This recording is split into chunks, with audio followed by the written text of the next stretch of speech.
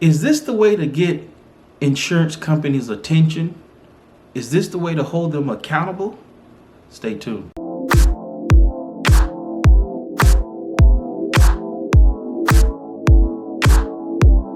God bless you. Thank you for joining me on Morning Nuggets. This is yours truly, Pastor Nate. And as always, it is my absolute pleasure every time I can come and speak with you.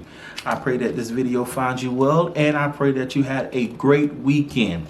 Listen, before the end of this video, if you like what you will have heard, don't forget to smash that subscribe button and don't forget to hit that like button. Is this the way to hold insurance companies accountable? Is this the way to get their attention? It's sad, but a lot of people thought it was quite necessary. A few days ago, CEO Brian Thompson of United Healthcare was gunned down in New York. He was on his way to a meeting one morning, and the gunman fired shots behind him, as you can see. I'm not sure what the motive of this crime was. A lot of people are speculating it was due to the denial of insurance companies. The reason may well have been the case because the gunman inscribed words on the casing, and among those words was deny. While some Americans are showing remorse, there are many Americans that are celebrating over this fatality. Wow, that's deep. As you can see these tweets, one is basically saying that we mourn the 68,000 that die each year so that Brian can become a millionaire. Wow. And here's another one. We hope you burn for eternity. So you have people who feel very strongly about this, and it seems like they were okay with this. And it's because many Americans have had challenges with insurance companies. You spend all this time, years and years, paying a premium. They're so quick to take your money, but when it's time to file a claim, you're gonna run into some problems. You're gonna run into challenges, and in some instances, you will get denied. Listen to what some people had to say about it. Most of it had to have been paid out of pocket, and it was like thousands of dollars, and I had to say no to the surgery amongst, so now I just kind of have to live with it. You think that I didn't need anesthesia to have surgery? We're fighting with the insurance company over her dialysis to keep her alive. Friend, listen, I heard this all my life when I was growing up. Our moms, our grandmothers saying the co-pays are so high, the deductibles are so high, I can't even afford this insurance. You hear people saying, I make this payment, they're quick to take this money, but when it's time for me to use the insurance, I can't get a claim approved. I've been hearing this. I can't afford my medicine. I can't afford to go to the doctor. And these folks had insurance. I can't afford to get the surgery or the procedure done or this type of medicine because I don't have enough to pay, or I was denied. I've heard all those stories, and it's a shame that insurance companies rip people off. Now, it is unfortunate that this fatality happened. It's very unfortunate.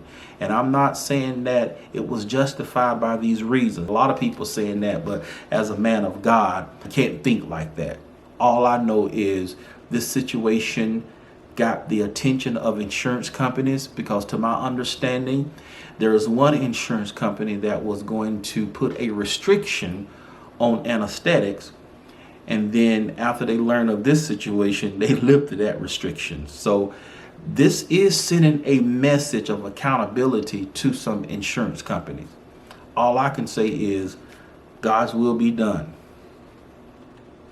And I pray for the family of Brian Thompson, his wife and his children, all those who was affected by this. You know, coming at this from a business perspective, everybody is blaming Brian for this. But people fail to realize that Brian is accountable to somebody. The CEO, the buck doesn't stop with the CEO. Typically, companies have a board. Companies have shareholders or owners. And a lot of times, those entities above Brian will create a rule or make the rule, and he's the one who enforces it and cascades it down throughout the organization.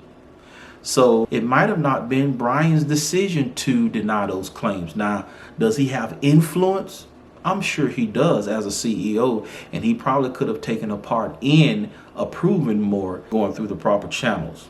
But I guess Brian had to take the shots, literally, because he's the face of United, or was the face of United Healthcare.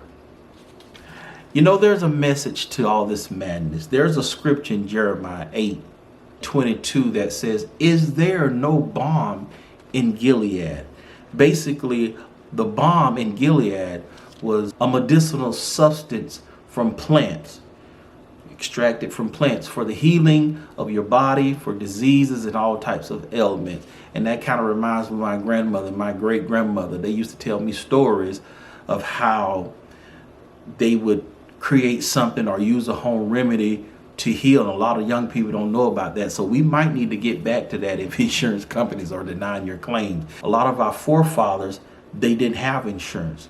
A lot of them had to depend on what they could mix up in those home remedies, and they made that work. So we might need to go back to that if this doesn't change the structure of how insurance companies operate. What can we do to help us live longer, or to help us maintain good health? Of course, eating right. We've heard that exercising, home remedies, using plant-based fruits and things like that. We do have a responsibility.